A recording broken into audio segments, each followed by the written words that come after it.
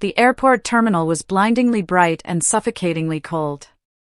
I watched him kiss her beneath those sterile fluorescent lights, really kiss her, his lips lingering on hers with a tenderness he hadn't shown me in years. My children's hands squeezed mine so tightly I could feel their nails digging crescents into my palm. "Mommy, why is Daddy leaving us?" Sophie's voice, barely 7 years old, cracked with confusion and fear. I couldn't answer. My chest felt like it was collapsing inward, my stomach roiling with a sickness that tasted like bile and betrayal. Tears blurred my vision, but I refused, absolutely refused, to let them fall in front of him. Not here. Not now. He had the audacity to smile. That smug, arrogant, utterly confident smile as he looked down at her, the woman in the red dress who seemed to glow with the satisfaction of winning. His hands splayed across the small of her back, possessive and brazen. And when his eyes finally flickered toward us, there was nothing there. No shame. No hesitation. Just a cold dismissal, as if we were strangers he'd never known. That smile was my breaking point. That smile ignited something inside me that would burn for months. My name is Grace Montgomery, and this is the story of how I transformed unbearable heartbreak into the most perfectly orchestrated reckoning. How I learned that revenge isn't about rage or screaming or desperate tears. It's about patience, strategy, and the meticulous unraveling of lies. For 12 years, I had been married to a man I thought was my soulmate. Daniel Montgomery was charming, successful, magnetic. Everyone envied us. My parents adored him. My friends said I was the luckiest woman alive. He was the CEO of a mid-sized financial firm, always impeccably dressed, always saying the right things in public. The perfect husband. The perfect father. But perfection, I would later learn, is just a very sophisticated mask. Behind closed doors, Daniel was a different man entirely. He was cold. Controlling. Manipulative in ways so subtle that I didn't recognize it as manipulation until much later. Every compliment was a trap designed to lower my defenses. Every "I love you" came with conditions attached. He mocked me silently when I worried about bills, despite his financial expertise. When I expressed concerns about our daughter's school, he called me silly and over-emotional. When I wanted to pursue my graphic design career, something I'd abandoned when our son was born, he laughed and said I was unrealistic and not cut out for the professional world. My family dismissed my doubts. "He's just teasing," my mother would say. "You're too sensitive, Grace. You overreact." They couldn't see the cruelty beneath his charm because he never let it show in front of them. I had become a ghost in my own marriage.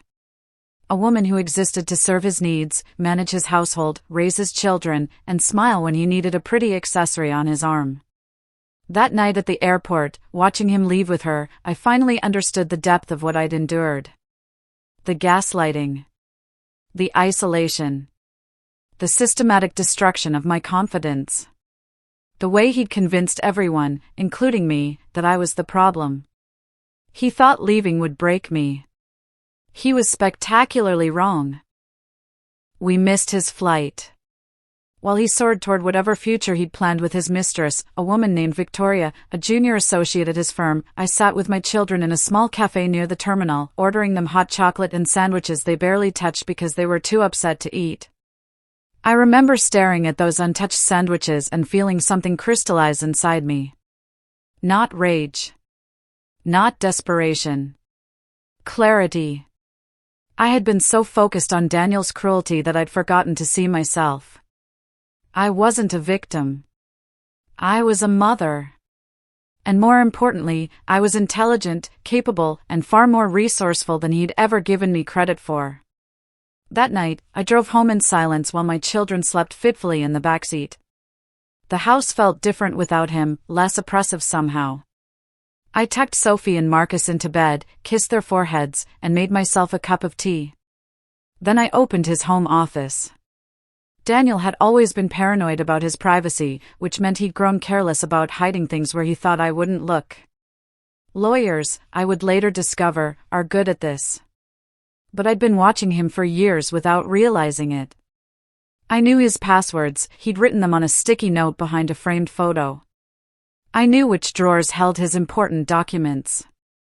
I knew he kept a second laptop in his filing cabinet for business only. That night, I photographed everything. Every financial statement. Every email. Every hidden account I could find. I documented it all meticulously, page by page, screenshot by screenshot.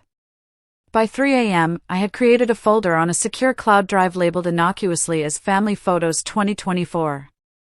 Inside it was a roadmap to every lie he'd told me. Sleep came in fragments over the next week.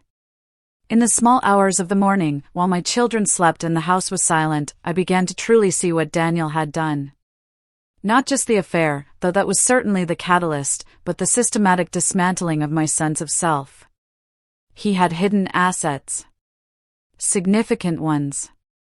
Money that belonged to us, to our family, to our children's future, was squirreled away in accounts I couldn't access. I found evidence of inflated business expenses, tax irregularities, and what appeared to be money laundering through his firm's accounts. These were serious matters. Federal level serious. I also found his communications with Victoria. Years of them, going back further than I'd realized. The affair wasn't new. It was ancient, predatory, calculated. He'd been living a double life while I raised our children and supported his career. But here's what I also discovered: Daniel was arrogant. Narcissists always are. Arrogance makes you sloppy. It makes you believe you're untouchable. It makes you leave digital breadcrumbs all over the internet, convinced no one smart enough to trace them would ever bother. I spent hours, days, sitting with this information. And slowly, a plan began to form. Not a plan born from rage, but from something far more dangerous: cold, methodical intelligence. I was going to dismantle him. Not through screaming or confrontation or desperate pleas. Through strategy. Through patience. Through the systematic revelation of truth. But first, I had to prepare myself. The next Monday, I called my childhood friend Robert Chin, who happened to be a family law attorney. I didn't tell him everything, not yet. I simply asked for a consultation. I think my husband has been hiding assets, I said carefully. And I think there might be fraud involved. Robert's expression shifted. He leaned forward. Grace, this is serious. I'm going to refer you to someone who specializes in financial forensics. Don't access anything else without legal guidance. And don't tell Daniel you're investigating. That afternoon, I met with Sarah Winters, a forensic accountant who looked at my photographs and documentation and let out a low whistle. This is bad, she said simply. This is very bad. We're talking potential criminal charges here. The kind that would destroy his career, his reputation, and his freedom. Can you prove it? I asked. Already am, she said, her fingers flying across her keyboard. Give me 2 weeks. Over the following 6 months, I became someone I'd never been before. I became strategic. Purposeful. I applied for the promotion I'd been hesitant to pursue, refined my design skills through online courses, and began quietly building a consulting business from home. I networked with old colleagues, reconnected with friends Daniel had dismissed as irrelevant, and slowly reconstructed the professional identity he'd spent years demolishing. Every morning, I woke up and told myself, I am capable. I am intelligent. I am worthy. Every day, I grew stronger. I appeared calm and composed in public. I answered Daniel's texts politely when he bothered to send them. I maintained a serene exterior at family gatherings and legal negotiations. But inside, I was a storm carefully gathering force, preparing to strike with surgical precision. Because patience, I was learning, was the deadliest weapon of all. 3 months into my investigation, Daniel attempted to move more money. This was his mistake. Sarah called me immediately. He's trying to move $1.2 million into an offshore account. This is the moment. This is when we file. I sat very still when she told me this. I thought of Sophie asking why Daddy left us. I thought of Marcus crying himself to sleep. I thought of all the years I'd questioned my own sanity because a man in an expensive suit told me I was too emotional. File, I said. The documents landed like a bomb. Fraud charges. Asset concealment. Tax evasion. His firm launched an immediate investigation. His partners turned on him with the swift ruthlessness of men protecting their own reputations. Within days, he was suspended pending investigation. But I wasn't done. I had made copies of everything: his emails with Victoria, his love notes to her, his explicit messages revealing the depth of his contempt for me. I had photographs of bank statements. I had evidence of him coaching Victoria to falsify documents. And I had something else. I had gotten to know his business partners' wives at those family gatherings where he paraded Victoria in front of me like a trophy. Over coffee and lunch dates, I had gently revealed the truth. Not with anger or accusation, but with quiet grace and documented evidence. Word spread like wildfire through their circles. Within a week, several of his longest business relationships had dissolved.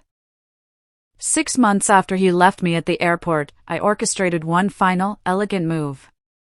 There was a charity gala that Daniel had promised to attend, one of the social events of the season, attended by judges, politicians, business leaders, and their families.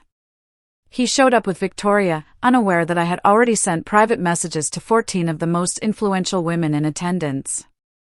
The messages contained no accusations. Only facts. Photographs of his communications with Victoria. Evidence of his fraud. Information about his ongoing legal troubles. And a simple question: was this the kind of man they wanted representing their interests? Their causes? Their families? I didn't attend the gala. I didn't need to. Instead, I sat at home with my children, helping them with their homework, and waited for the phone to ring. It did. Around 9 p.m., Daniel called me in a fury, his voice shaking with rage and panic. He'd arrived at the gala to find himself quietly shunned. Conversation stopped when he approached. Women excused themselves from his presence. By the end of the evening, he'd been effectively exiled from every social circle that mattered. Victoria had fled the event in tears. "What did you do?" he screamed into the phone. "What did you do?" I was very calm. "I told the truth, Daniel. Something you haven't done in years." I hung up. The legal proceedings that followed were swift and merciless. His fraud charges led to prosecution. His firm's board demanded his resignation. His partners sued him personally for damages. Victoria, facing potential charges herself, entered into a plea agreement that involved testifying against him. His world collapsed not because I screamed or begged or fell apart, but because I systematically revealed what had always been true. The mask fell away, and everyone saw him for what he actually was: a predator who preyed on the vulnerable, his wife, his employees, his investors. My parents apologized profusely. My mother wept when she finally understood the gaslighting I'd endured. My father, quiet and dignified, simply held my hand and said, "I'm sorry we didn't believe you." The divorce settlement was swift and heavily in my favor. The evidence Sarah and I had compiled left Daniel with no negotiating position. He was ordered to pay substantial child support, alimony, and to cover all legal fees. More importantly, I was awarded primary custody of our children with minimal visitation rights for him. By the time the criminal trial began, 18 months after that terrible day at the airport, Daniel Montgomery had become a cautionary tale. Local news outlets covered his conviction. His professional licenses were suspended. Potential employers ran background checks and found only scandal. He reached out to me once, from prison. I didn't respond. But this story isn't really about his downfall. It's about my rise. With my newfound financial security, I invested in my graphic design business. Within 2 years, I had built a thriving consulting firm that earned more than Daniel ever had. I hired women like me, talented, underestimated, brilliant women who'd been gaslit by men who told them they were incapable. I traveled with my children. I bought a beautiful home where we felt safe and peaceful. I went back to school and earned my certification as a life coach, specializing in helping women rebuild their confidence after emotional abuse. Sophie and Marcus thrived. Without the tension and cruelty that had saturated our home, they became lighter, brighter, more themselves. Sophie discovered she loved soccer. Marcus developed a passion for music. They laughed more. They asked fewer questions about why Daddy had left us. Because he made bad choices, I told them simply. And sometimes, people who make bad choices have to face the consequences. That has nothing to do with you. That has nothing to do with your worth. My relationship with my family healed, slowly and carefully. They became my strongest supporters, witnessing not my destruction, but my transformation. I dated again, carefully. I learned what healthy love actually looked like, not control, not manipulation, not the slow erosion of self that I'd mistaken for devotion. I learned to recognize red flags. I learned to trust my instincts. And I learned to forgive myself for not seeing Daniel's true nature sooner. I learned that loving someone who turns out to be cruel doesn't make you foolish. It makes you human. 18 months after that charity gala, I stood in a sunlit garden with my children, watching them play. Sophie was laughing as Marcus chased her with a handful of dandelions. The breeze was warm, the sky was blue, and my heart was full in a way I'd forgotten was possible. A woman from my support group called. She was struggling, she said. She thought her husband might be cheating. She didn't know what to do. I invited her to coffee. Over tea, I listened to her story, a story I knew intimately. And then I told her mine. You have options, I told her quietly. You have power. You don't have to scream to be heard. Sometimes, the greatest strength is knowing when to act and when to wait. And knowing that your worth isn't determined by a man's capacity to recognize it. She wept. And I held her hand, the way I wished someone had held mine. Daniel is released from prison in 3 years. I don't dread it. I don't fear him. He no longer has the power to touch my life or my children's lives. He exists in the margins of my story now, not as the central villain, but as a footnote. A lesson. A cautionary tale about what happens when arrogance meets intelligence, and arrogance loses. I think of that moment at the airport sometimes. I think of him kissing Victoria beneath those fluorescent lights, so certain of his victory. So convinced that leaving me would destroy me. He was so very wrong. I didn't need revenge in the end. I needed reclamation. And that, it turned out, was worth so much more. Because the best ending to any story of betrayal isn't when the betrayer suffers. It's when the betrayed rises. And rise, I did. I spent years believing my worth was determined by a man's capacity to see it. By my family's willingness to believe me. By the seating chart at every social gathering. But silence became my greatest weapon, and patience became my power. I learned that you don't have to scream to be heard. Sometimes, the most devastating truth is delivered with a quiet smile and documented evidence. My story proves that invisibility is temporary. Reclamation is inevitable. If you've been gaslit into doubting yourself, into questioning your own reality, into shrinking yourself smaller so someone else could feel bigger, this message is for you. Your silence doesn't make you weak. Your boundaries don't make you difficult. Your survival makes you extraordinary. You don't need permission to rise. You don't need anyone's belief but your own. The revolution happens when you decide that your worth was never in question, it was only ever waiting to be remembered. If this resonated with you, share it with someone who's been made invisible. Tell them their story matters.